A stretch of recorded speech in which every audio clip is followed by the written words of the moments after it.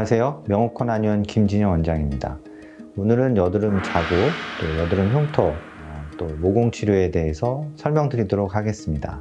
여드름의 흔적으로 남는 여드름 자국과 여드름 흉터, 또 모공성 흉터 치료는 어떻게 해야 할까요? 이런 자국이나 흉터는 붉은 여드름 자국, 또 검은 여드름 자국, 또 여드름 흉터의 크게 세 분류로 나누어 볼 수 있습니다. 하나하나 구체적으로 한번 증상과 치료에 대해서 알아보도록 하겠습니다. 첫 번째, 빨간 여드름 자국은 몸에 어디든 다치고 나서 나은 후에도 빨간 자국이 오랫동안 남아있는 기억은 누구나 있을 겁니다.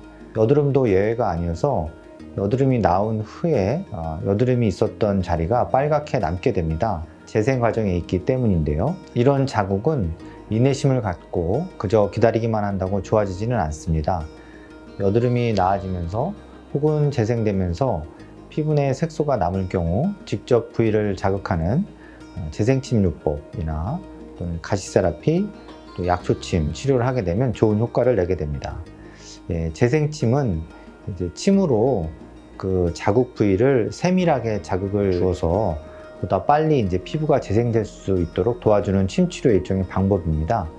그리고 가시세라피와 약초침은 미세한 약초가루를 어떤 일종의 필링 방법과 비슷한 방법을 사용해서 피부 재생을 도와주는 치료라고 볼 수 있겠습니다. 두 번째로 이제 검은 여드름 자국에 대해서 보면 앞서 말씀드린 빨간 여드름 자국이 시간이 흐르면서 짙은 갈색으로 변하는 수도 있습니다. 피부색이 짙을수록 검은 자국이 많이 남는 경향을 보이게 되는데요. 이것도 어떻게 보자면 자국에 불과할 수도 있지만 보기에는 더 흉하고 한번 생기면 아주 오래 가서 몇 달이 지나도 없어지지 않고 있는 수가 많습니다. 일단 착색이 되면 치료하기 힘들고 없어질 때까지 기다리는 것도 오래 걸립니다. 검은색은 햇빛에 의한 산화작용으로 인해 생기는 경우가 많기 때문에 가능한 햇빛을 오랫동안 쐬지 않는 것이 좋고 처음 색이 붙으려고 할 때부터 조기 치료를 시작하는 것이 좋습니다. 세 번째로 여드름 흉터 같은 경우에는 여드름을 앓고 나서 가장 큰 문제가 되는 것이 바로 이 흉터입니다. 여드름이야 시간이 지나면 없어지기를 바랄 수 있지만 흉터는 평생 가게 되는 것이죠. 보통 염증이 아주 심한 여드름이 있었던 자리에 잘 생기게 되지만 염증이 그렇게 심하지 않은 자리에 생기는 수도 있습니다.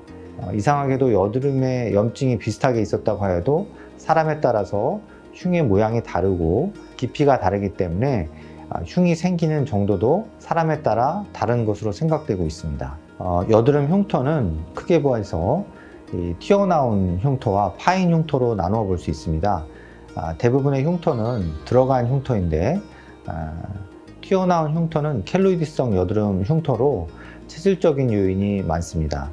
여드름 흉터의 모습도 매우 다양해서 송곳처럼 이렇게 파인 흉터, 또 크게 들어간 이렇게 움푹 파인 형태, 정상 피부와의 구별이 모호한 흉터 등 여러 가지가 있습니다.